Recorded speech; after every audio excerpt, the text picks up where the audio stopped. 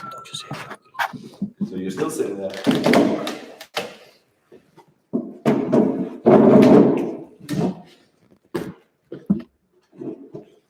It kind of looks like you're sitting in the chair already.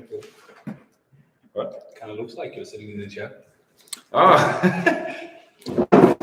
Is the logo now reversed, or is it just for us? That's the question. That is the question, but it doesn't matter. Okay. Where do we see it? We have 4 people live. Can people hear us? Please reply in chat if you can hear us. This is the first time that I'm doing a YouTube live stream, so I have no idea how this is gonna work. Sorry for that, but we gotta start somewhere.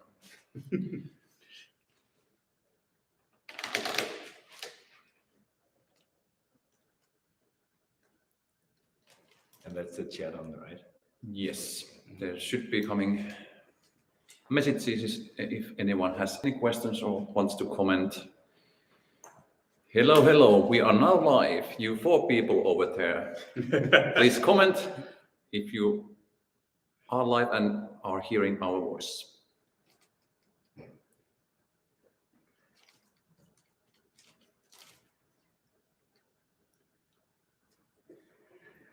Okay. Very stuttery. Okay. Hello, people.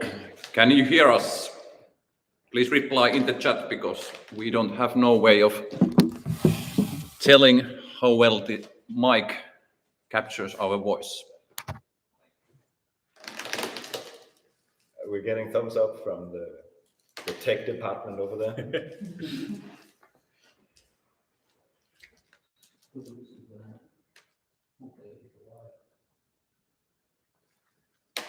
Voiko joku kommentoida jotain? Me haluan nähdä, nähdäänkö me täällä? Täällä on chatissa jo viestiä. Why I don't see anything in the chat? It's a nice little delay.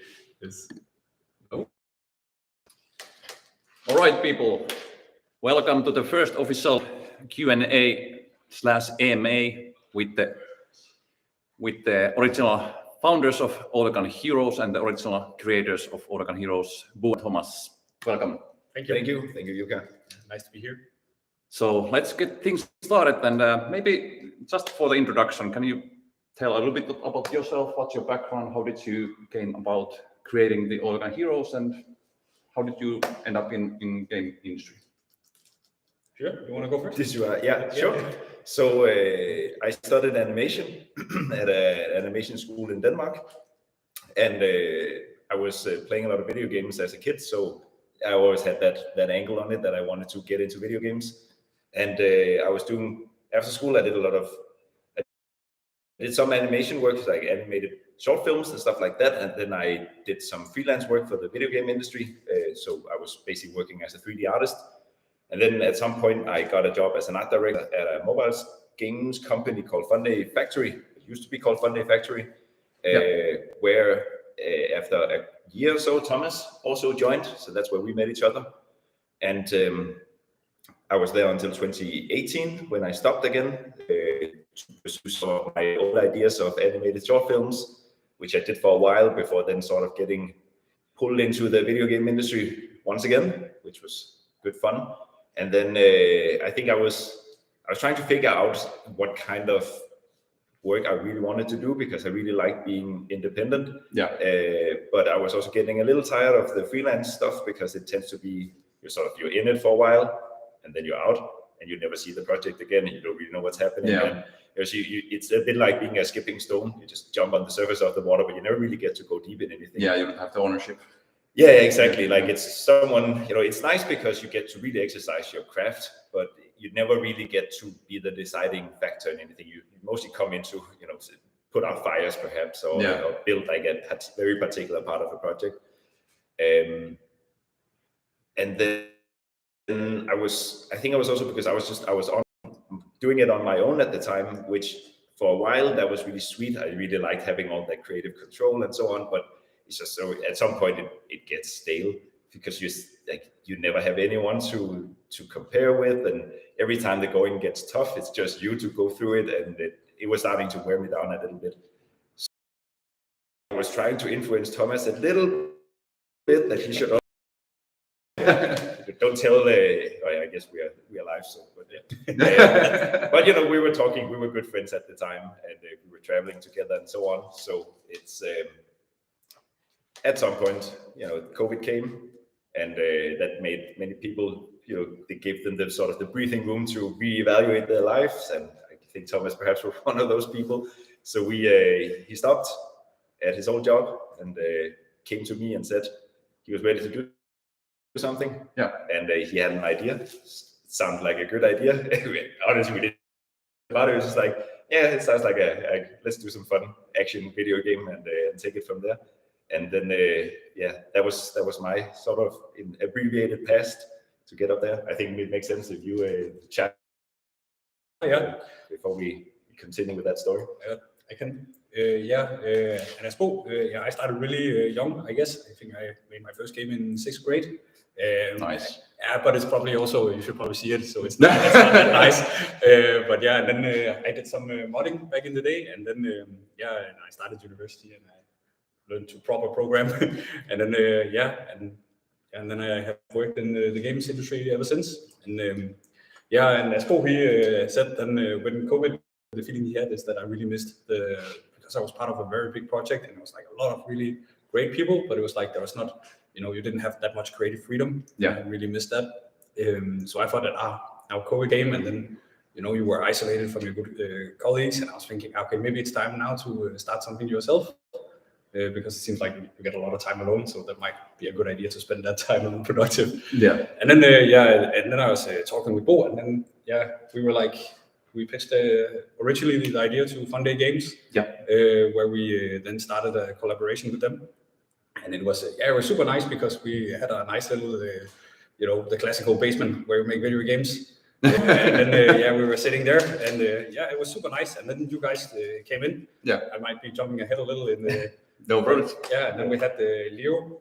He was like also very early joining, you know, and giving us feedback, which was super nice and valid. Yeah, you know, and really helped us, like you know, cut corners and like, really move really fast, which was like so valuable. Yeah.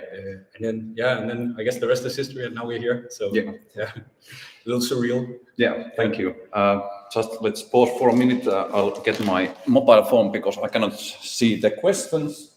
So I need to have a second device where I can check if there are any questions from the live stream. Sorry for question. This is the first time ever, so You're doing it well. Yes, we have the live stream. All right. All right, so Daniel Gustafsson is asking or saying, hello guys, I'm wondering if we can get some sort of playing in pair with friends. Oh, that's a good idea. It's like something we really would like to do at some point.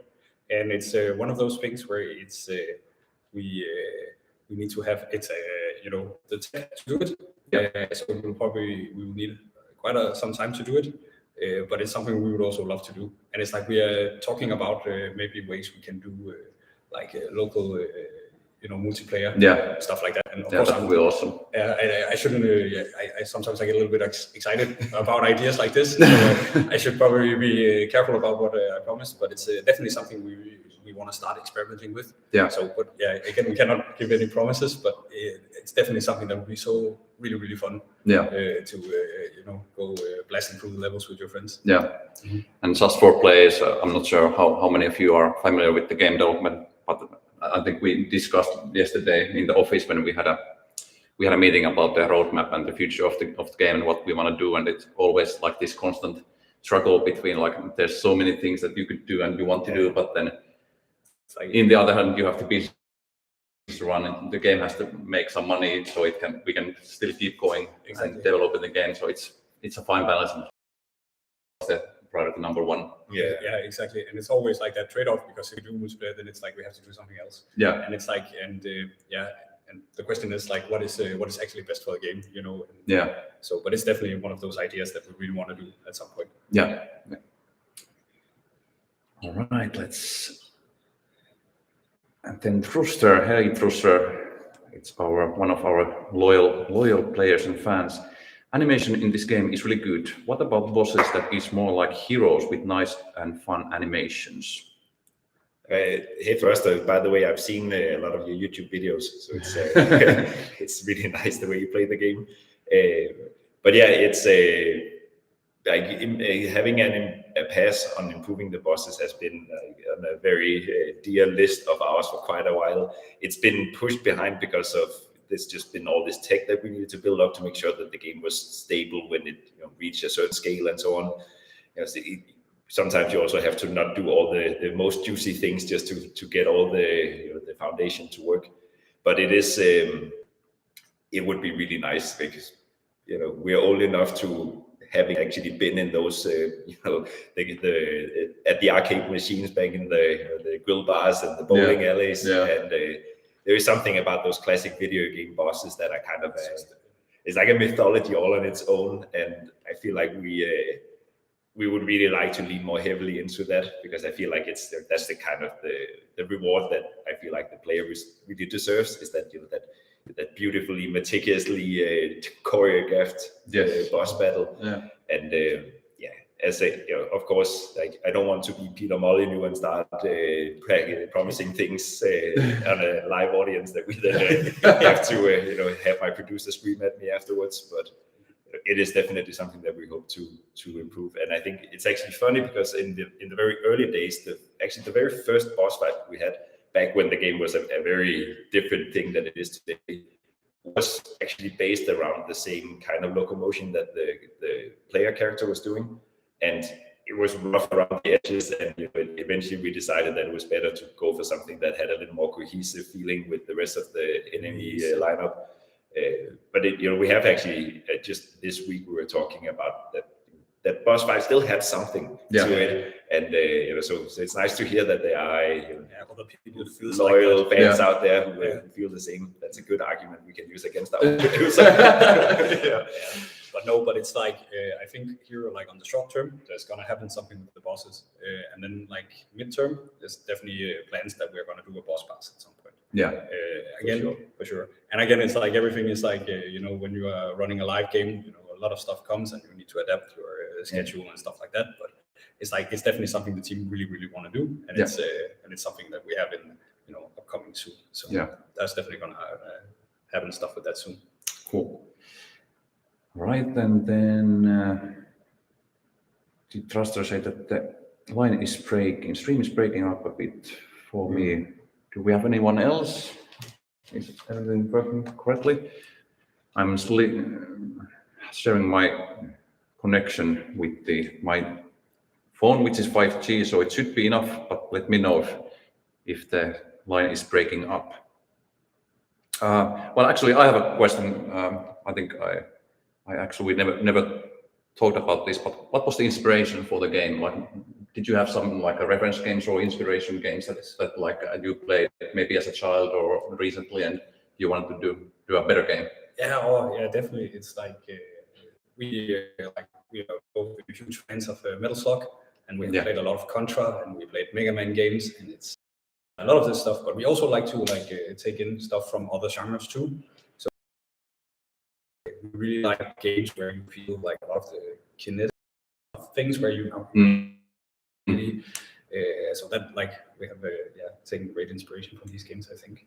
And of course, it's like we played a lot of Arch Hero, which was also like brilliant. And and also like when we had started this, we saw Mr. Autofire game also, which is also a brilliant game. And it's so obviously there's. Yeah, and I think maybe it's worth mentioning that there's a little bit of a convoluted and diverging path in the origins of this game, where which we didn't really get to before. It was so our old employee Funday Games, they made a game called Bullet League that maybe some of you guys have played that, which was this a pretty damn awesome 2D battle royale. Yeah. And it was super ambitious, and I think it was and I actually did not work on it, so I can honestly praise it for what it did. Just rubbing it myself. Me neither. It was great. Yeah, they So really did a great take on making like a native mobile like adaptation of the battle royale genre. It did not fare as well financially. I'm sure many people have heard that story before. Yeah. And but that was definitely not because of the quality of the game. It was just, it's like doing a competitive live multiplayer, free-to-play game for mobile is a hard nut to crack. It is. And they Been really, there. yeah, exactly. They did it, like they gave it an excellent shot. But with the consequence was that they had a game that was full of really polished assets and had a lot of, like they feel like they really got far with the whole, like how do you do action platforming on a mobile in a way, so you don't feel the limitations of the mobile. You just get sort of the spontaneity and the intuition of it. And we were sort of a little sad to see that game was kind of being shelved because it wasn't making them enough money that it was sustainable for them to run it. And they did not have, like most of us, they did not have infinite money. Yeah. So our idea was that okay, maybe we can strike a deal. Basically, we're allowed to use their assets and get a hold of their sort of get to tap into their fan base and so on. Yeah. But we try to respin it in a single player game where we can. Because then there's a lot of much more direct games out there that we can be inspired by, and we can look at how monetization strategies and so on that are pretty well proven by now. Yeah. And and we looked at it and thought, okay, there's a lot of things here that we have little experience with that we can rely on sort of the wisdom of the crowd, and then what we know that we are passionate about and hopefully good at is the feeling of things. Because I come from an animated background, so an animation background, so I really like to do everything that can sort of give personality. Yeah. It's not just character design, but what can you do with the camera, and how can you make camera transitions work together with effects and so on. Yeah. And how can you really get that kind of juiciness? And as said, Thomas and I are old friends, and we've been traveling together. We've been spending a long time talking about why some of these games of our past have that kind of feeling where. Because I think especially from sort of gaming it's a feelings-based medium more than so many other things. I know it can be many things, but I think for us it's that the dopamine kick you get when you perform that, where you think I'm not going to be able to pull this off, but you try and then you actually do it and you're like, I wish someone saw this, but and I think so that driving motivation in the beginning was to see, okay, how far can we push this? And eventually we moved pretty far beyond the original Bullet League game, just because so they were using 2D characters, which were great, but we wanted to take our characters further. And really want that thing where you get to see the characters very close up and having them in very dynamic poses. And we also felt that there was something that tapped into our strengths, because we had been working on other games where we were working on the entire character animation pipeline. So we were getting to have a pretty good workflow around that. And again, I have that animation background where I felt like I also want to get in and be able to post these characters in a way where I can do these little minute details and so on. So eventually we kept building on top of the old game so much that it's, people who were fans of the original games will definitely be able to go in and see, I recognize this piece of cliff over here. But it's, it's super nice. But it's been a very fascinating process. And I think it was really nice to have, because it meant that we could just, within a month, and I'm not actually kidding, within a month we had the overall skeleton of the game.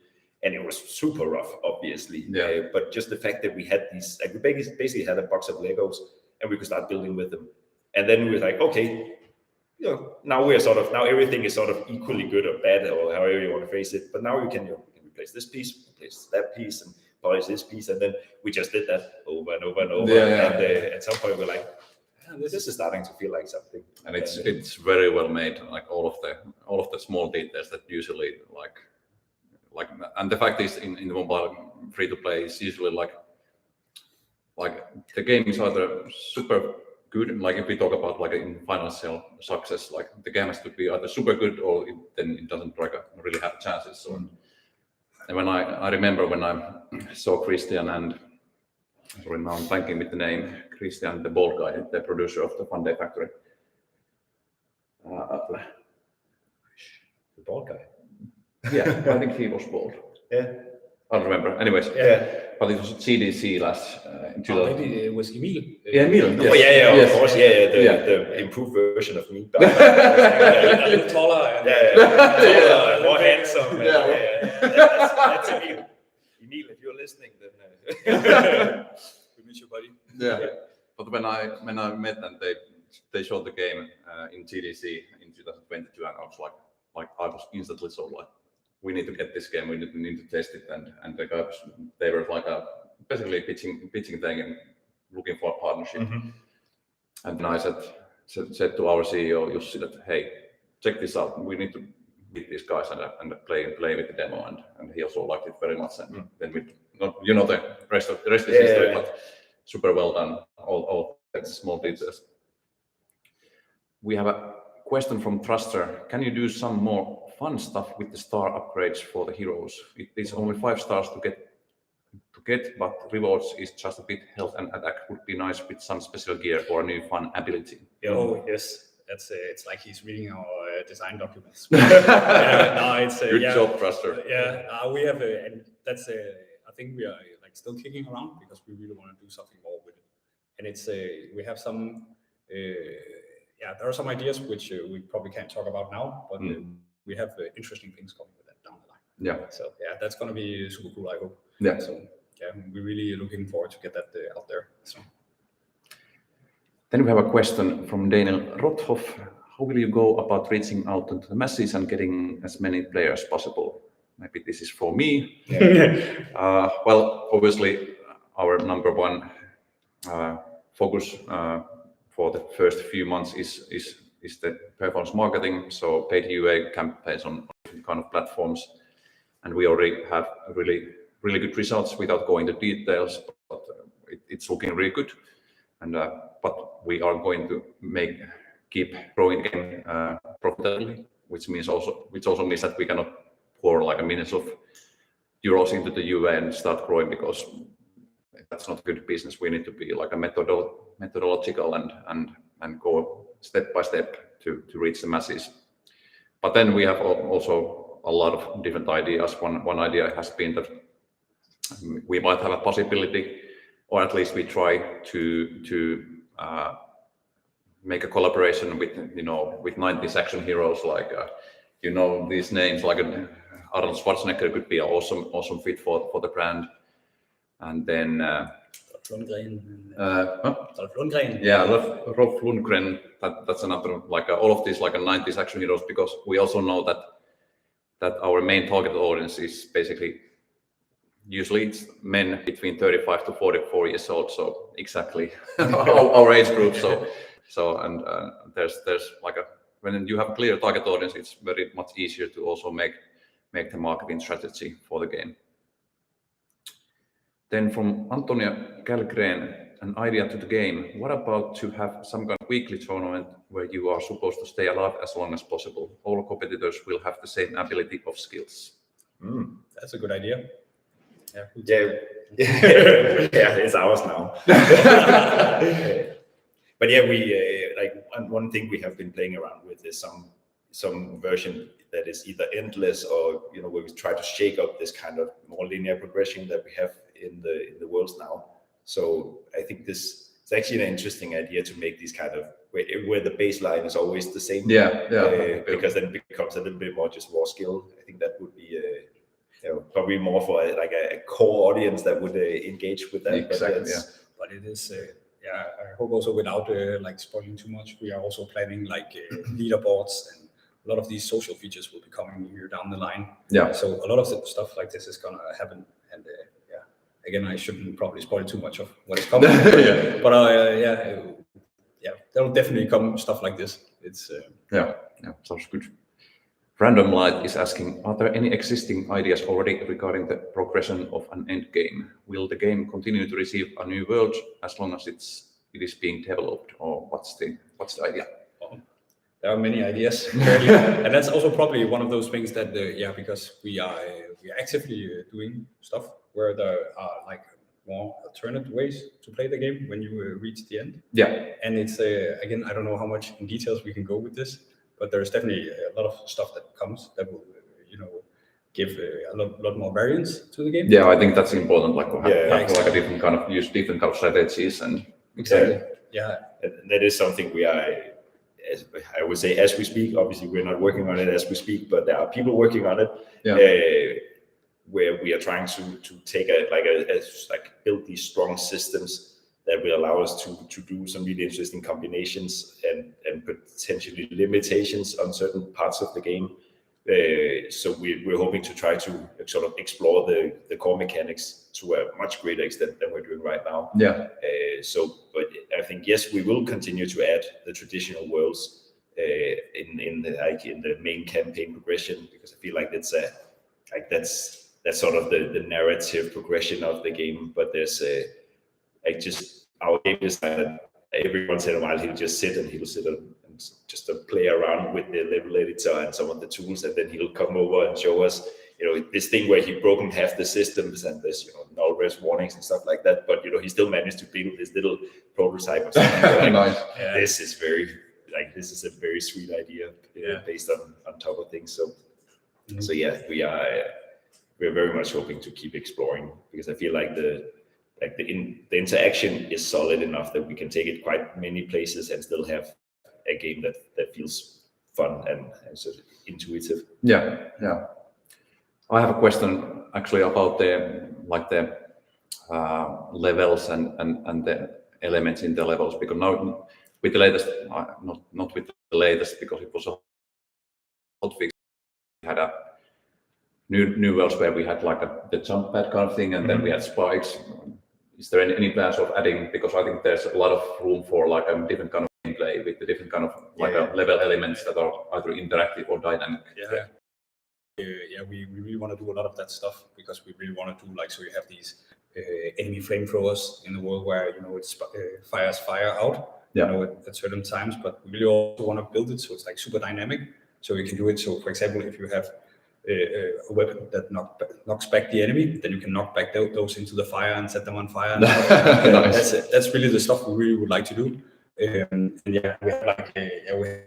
have a long list of all of these kind of stuff, like we call them hazards in the game, but we want to add, just to make the levels feel different and be fun. And because our idea is that we really would like everything of the systems to play well together. And that's and honestly, as a game developer, that's the most fun, to do stuff like this, because it's just they basically make themselves. So when the building blocks are like in sync, then they create a lot of kind of puzzles and gameplay experiences. So that's definitely coming more of that stuff too. So, cool. Nice to hear. Then we have a question from Daniel Rothoff. What do you think about adding a kind of side game like that Mr. Autofire has?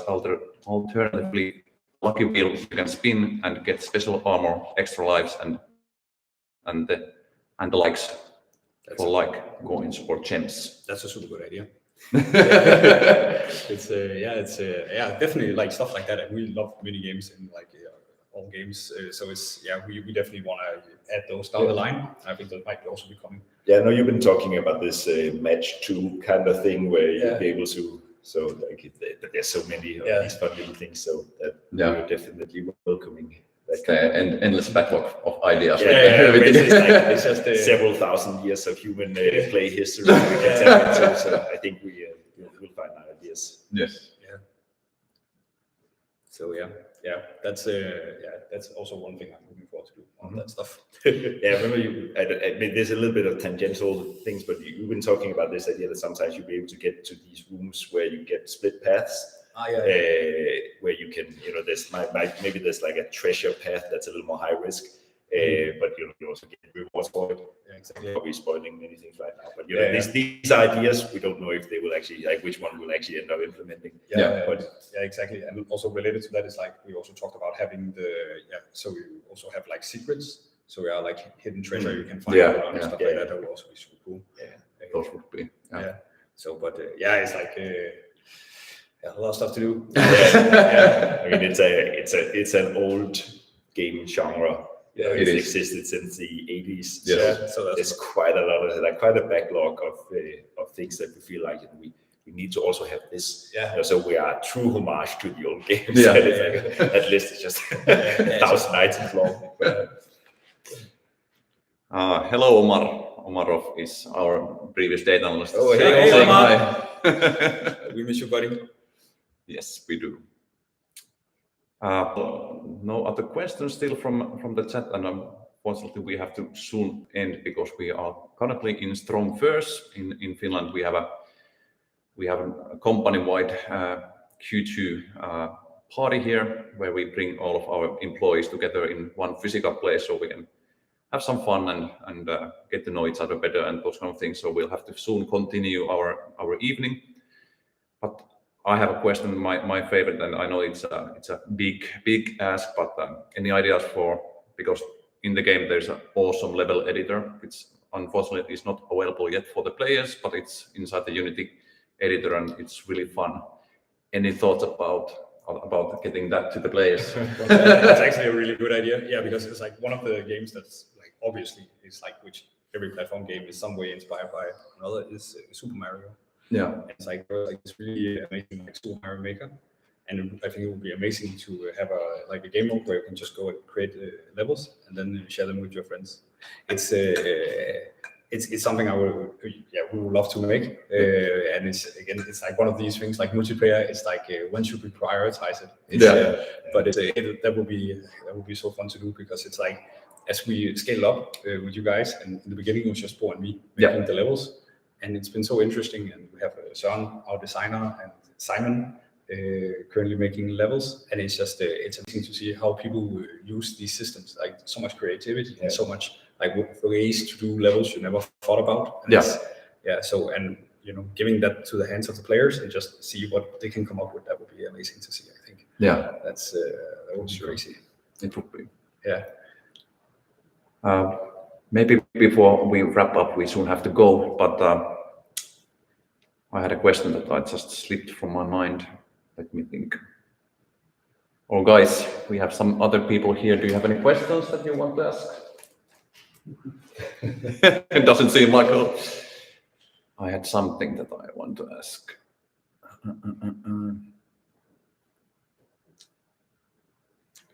Yes, that was the question. Now, when obviously the dynamics of the free-to-play business is that we get more players, and some of those players are most likely spending a lot of money, and which means that they might also progress faster, and we might need to make the content also faster. So maybe question to both of you, like what do you think about expanding the team or giving some like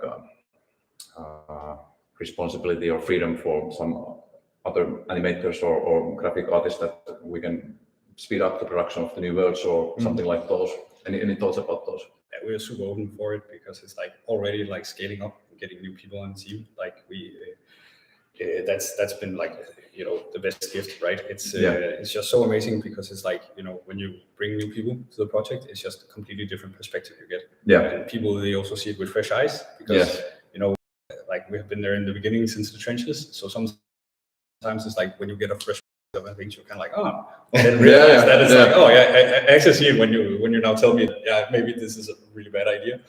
And it's like just getting other people there and like contributing. It's been amazing, and it's like because lots of the ideas is ideas that has been suggested to us. So and you as a developer, and you get so close to the project that it's very hard to take a bigger look and think of from different angles. And that's also the thing with the reviews we get, right? That is that because we play the game like every day, so it's kind of hard also to understand like how is it to play the game for the first time. Exactly. You can intellectualize it, you can kind of think about it, but it's like nothing like beats it, like actually observing or hearing like people's experiences playing Yeah. the game. It's the same also with ideas, right? That like some of the ideas we have from the Discord channel and stuff like that is just absolutely brilliant. And some of the suggestions today, right? Yeah. It's like so it's super good, I think. So yeah, I'm all for scaling up the team and getting more talent on board. That's that would be great. And also for you guys, the players, keep the feedback and ideas and questions coming also from here and in Discord and anywhere you meet us. I think those are crucial things. One more question from the audience, and then we need to be closing up.